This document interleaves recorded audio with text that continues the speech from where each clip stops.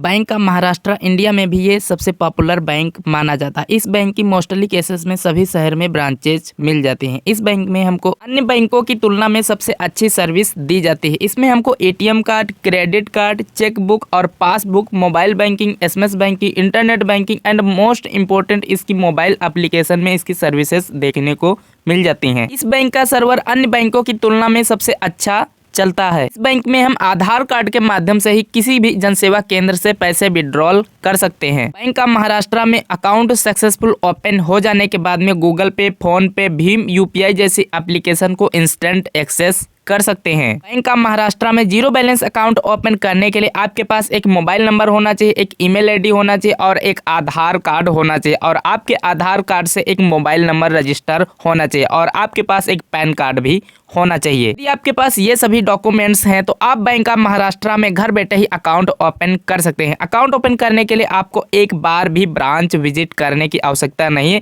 इसकी full KYC video KYC के माध्यम से ही कंप्लीट कर दी जाती है। बैंक ऑफ महाराष्ट्र में अकाउंट ओपन करने का इस वीडियो में हम कंप्लीट प्रोसेस दिखाने वाले हैं। तो चलिए शुरू करते हैं। सबसे पहले आपको इस पेज पर इंटर हो जाना है। इस पेज का लिंक हमने वीडियो के डिस्क्रिप्शन में दे रखा है, वहां पर टाइप करके डायरेक्ट इस वेबसाइट में इंटर हो पाओगे।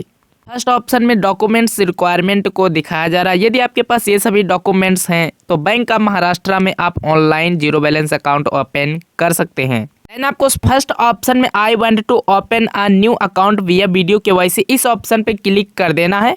देन आपको किसी अदर ऑप्शन पे क्लिक नहीं करना है। देन आपको यहाँ पर टर्म एंड कंडीशन वाले ऑप्शन पे क्लिक कर देना है। यहाँ पर आपके सामने एक इंस्ट्रक्शन फॉर्म दिखाया जा रहा है। यदि आप चाहते हैं तो इसको कंप्लीट रीड कर सकते हैं, नहीं तो हमको एग्री वाले ऑप्शन पे क्लिक कर देना है।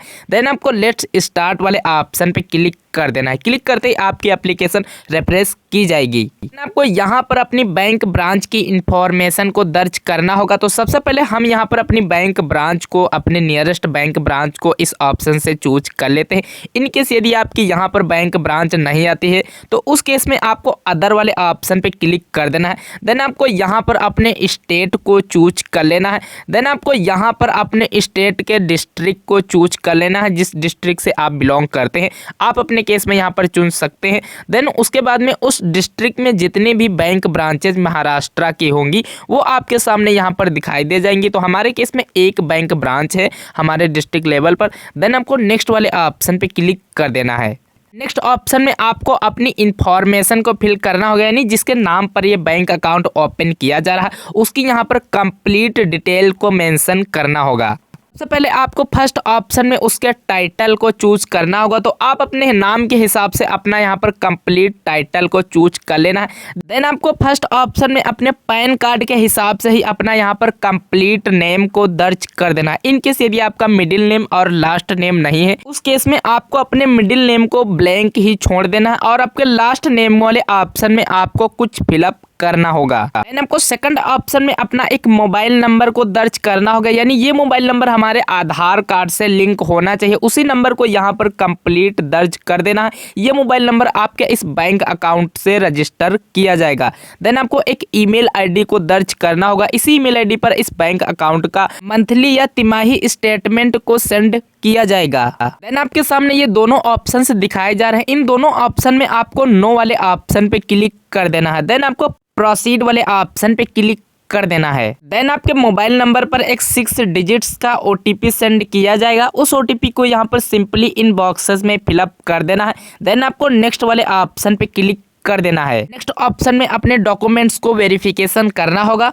तो यहाँ पर अपने पैन कार्ड की जेपीजी फॉर्मेट को यहाँ पर अपलोड करना होगा। आपके फोन या आपके सिस्टम में जहाँ पर भी आपकी पैन कार्ड की फोटो जेपीजी फॉर्मेट में रखी हुई उसको आपको चूज कर लेना है। फोटो आपकी यहाँ पर ऑटोमेटिक सेव हो जाएगी। सेकंड ऑप्शन में अपने पैन कार्ड नंबर को कंप्लीट फिलअप कर देना है। देन आपके आधार कार्ड नंबर को यहाँ पर सिंपली फिलअप कर देना है। देन आपको वेरीफाई वाले ऑप्शन पे क्लिक कर देना है। आपका आधार कार्ड और पैन कार्ड से यहाँ पर डिटेल्स को यहाँ पर मैच कराया जाएगा। आपके सामने एक इंस्ट्रक्शन और टर्म एंड कंडीशन का फॉर्म दिखाया जा रहा है। यहाँ पर बताया जा रहा है कि यदि आपके आधार कार्ड से कोई मोबाइल नंबर लिंक है तभी आपका ऑनलाइन अकाउंट ओपन किया जाएगा। तो हमको इस फॉर्म को एक्सेप्ट वाले ऑप्शन पे क्लिक कर देना है।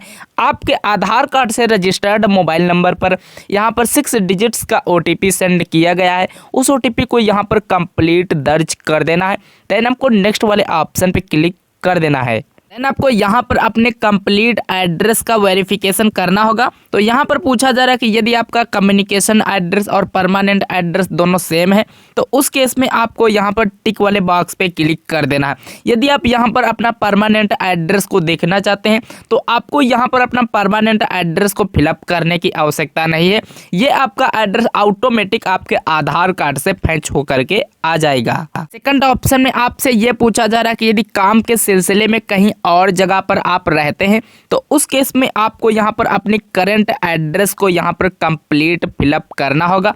यदि आपका करंट एड्रेस और आपके आधार कार्ड का एड्रेस दोनों सेम है तो उस केस में आपको इस बॉक्स वाले ऑप्शन पे क्लिक कर देना है। क्लिक करते ही आपका ऊपर का एड्रेस यहाँ पर ऑटोमेटिक फैच होकर के आ जाएगा। देन आपको नेक्स्ट वाले ऑप्शन पे क्लिक कर देना है। यहाँ पर आपको अपनी पर्सनल डिटेल्स को देना होगा। तो फर्स्ट ऑप्शन में आपका जेंडर ऑटोमेटिक आपके आधार कार्ड से फैच होकर के आ जाएगा। देन आपको सेकंड ऑप्शन में अपना मैरिटल स्टेटस को बताना है। इन केस यदि आप शादीशुदा हैं तो उस केस में आप मैरिड को चूज करेंगे। यदि आप सिंगल हैं, यदि आपकी शादी नहीं हुई है तो उस केस में आपको सिंगल वाले ऑप्शन पे क्लिक कर देना है। तो हम अपने केस में यहाँ पर मैरिटल स्टेटस को चूज कर लेते हैं। यहाँ पर आपको अपना रिलीजन स्टेटस को चूज करना होगा, यानी आप किस धर्म से आते हैं, आपकी जाति क्या है, वो आप इस ऑप्शन से कंप्लीट चूज कर सकते हैं। यहाँ पर आपको अपनी हाईएस्ट एजुकेशन को फिलअप करना होगा, यानी आप कितना पढ़े लिखे हैं। यहाँ पर अपनी एजुकेशन टाइप को चूज करना होगा। इन केस यदि आप पढ़े लिखे नहीं हैं तो उस केस में आपको इलिटरेट वाले ऑप्शन पे क्लिक कर देना है। आप अपने हिसाब से यहाँ पर अपनी हाईएस्ट एजुकेशन को चूज कर सकते हैं। यदि आप पढ़े लिखे नहीं हैं तो उस केस में भी आपका यहाँ पर कंप्लीट अकाउंट ओपन कर दिया जाएगा। आपको यहाँ पर अपना ऑक्यूपेशन टाइप को चूज कर लेना। आप अपने हिसाब से अपना व्यवसाय को कंप्लीट चूज कर सकते हैं, यानी आप फार्मर हैं, आप होम मेकर हैं, आप स्टूडेंट हैं, आप कोई गवर्नमेंट जॉब करते हैं। आप अपने हिसाब से इस ऑप्शंस में अपना स्टेटस को चूज कर सकते हैं। आपको यहाँ पर अपना वार्षिक इनकम को चूज करना होगा, यानी अपनी एनुअल इनकम को बताना होगा। तो आप अपने केस में यहाँ पर अपनी लेस देन एनुअल इनकम को अपने हिसाब से चूज कर सकते हैं। सेकंड ऑप्शन में अपने किसी वैलिड डॉक्यूमेंट पर से अपने कंप्लीट पिताजी का नाम मेंशन कर देना है। आपको अपनी माताजी का नाम यहाँ पर दर्ज कर देना है। यदि आपने अपना मैरिटल स्टेटस का मैरिड को चूज किया है तो उस केस में आपको अपनी वाइफ का नाम यहाँ पर कंप्लीट दर्ज कर देना है। देन आपको सेकंड ऑप्शन में अपनी वाइफ का यहाँ पर ऑक्यूपेशन को बताना होगा, यानी आपकी वाइफ क्या करती हैं। तो उस केस में आप यहाँ पर अपनी वाइफ को हाउस वाइफ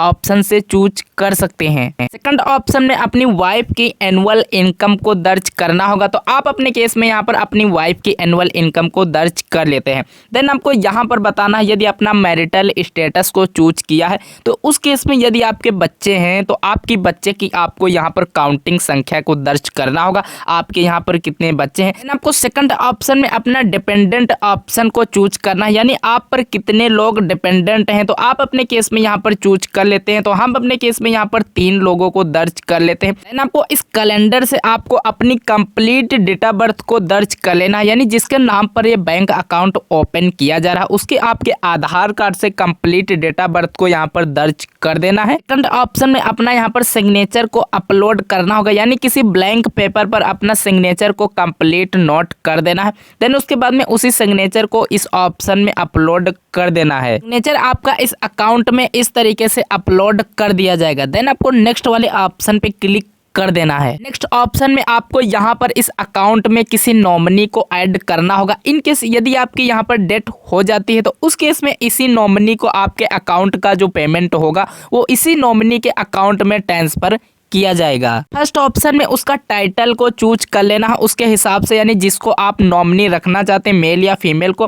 देन उसके बाद में उसका कंप्लीट नाम को दर्ज कर देना है उसके किसी वैलिड डॉक्यूमेंट पर से।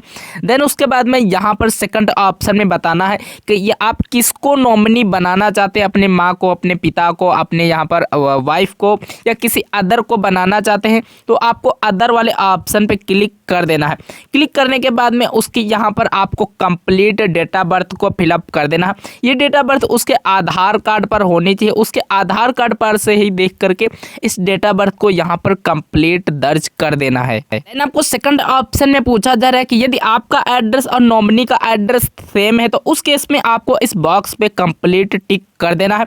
इसके बाद में आपके सामने नेक्स्ट पेज ओपन किया जाएगा तो आपके सामने यहाँ बैंकिंग सर्विसेज को दिखाया जा रहा, यानी जो आप ये अकाउंट ओपन कर रहे हैं इस अकाउंट में आपको क्या क्या फैसिलिटीज़ को देख सकते हैं। यानी यदि आप अपने अकाउंट में इंटरनेट बैंकिंग को चलाना चाहते हैं तो इंटरनेट बैंकिंग वाले ऑप्शन पे क्लिक कर देना है।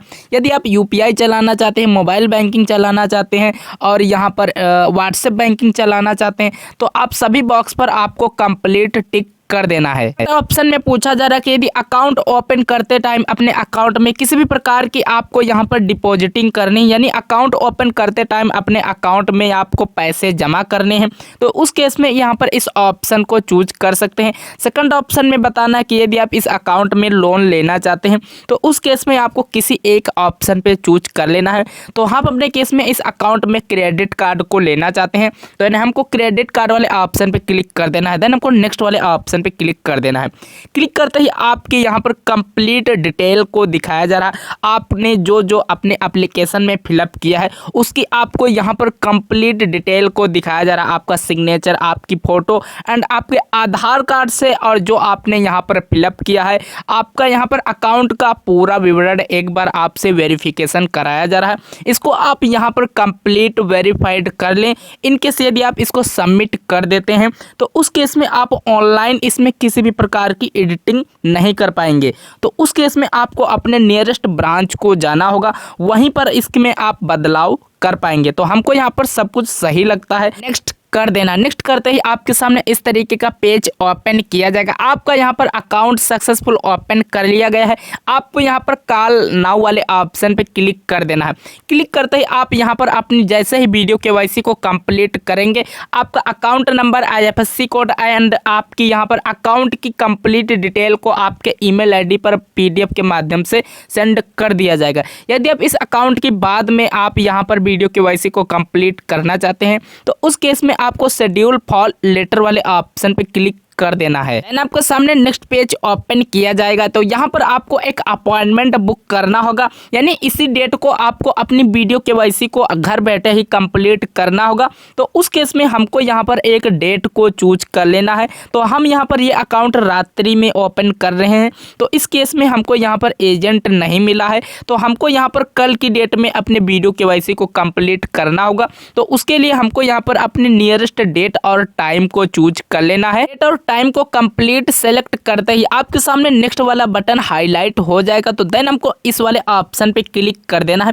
क्लिक करते ही आपके सामने वेबसाइट अगेन रिफ्रेश हो जाएगी। आपके सामने एक इंफॉर्मेशन फॉर्म दिखाया जा रहा है, यानी इस डेट को आपको ईमेल ID पर एक लिंक रिसीव किया जाएगा। उसी लिंक पर क्लिक करके आपको अपनी वीडियो केवाईसी को कंप्लीट करना होगा। इनकेस यदि आप टाइम पर अपनी वीडियो केवाईसी को कंप्लीट नहीं कर पाते हैं तो उस केस में आपको यहाँ पर मैनुअल यूजर वाले ऑप्शन पे क्लिक कर देना है। देन आपको I have completed video KYC resume वाले ऑप्शन पे क्लिक कर देना है। क्लिक करते ही आपको एग्री वाले ऑप्शन पे क्लिक कर देना है। देन आपको लेट्स स्टार्ट वाले ऑप्शन पे क्लिक कर देना है। आपने जिस टाइम अपना अकाउंट को ओपन किया था उस टाइम आपके मोबाइल नंबर पर एक रेफरेंस नंबर को सेंड किया गया होगा, उस रेफरेंस नंबर को यहाँ पर कंप्लीट दर्ज कर देना है।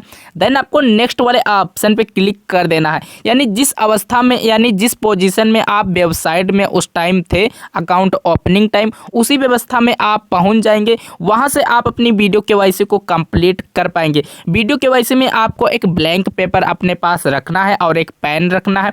देन उसके बाद में अपना ओरिजिनल पैन कार्ड और ओरिजिनल आधार कार्ड आपसे लेना है। आपके साथ बैंक के एग्जीक्यूटिव कनेक्ट हो जाएंगे। देन आपका नाम, आपका कंप्लीट एड्रेस, आपका यहाँ पर नॉमिनेशन जो आपने नॉमिनी को ऐड किया है उसका नाम यहाँ पर कंप्लीट पूछेंगे। देन आपकी कुछ ही मिनटों में आपकी वीडियो केवाईसी घर बैठे कंप्लीट हो जाएगी। अकाउंट में जो जो आपने फैसिलिटीज को चुना होगा जैसे कि credit card, ATM card, passbook और चेकबुक, वो आपके आधार कार्ड से रजिस्टर्ड एड्रेस पर 10 से 15 दिनों के बाय पोस्ट सेंड कर दिया जाएगा।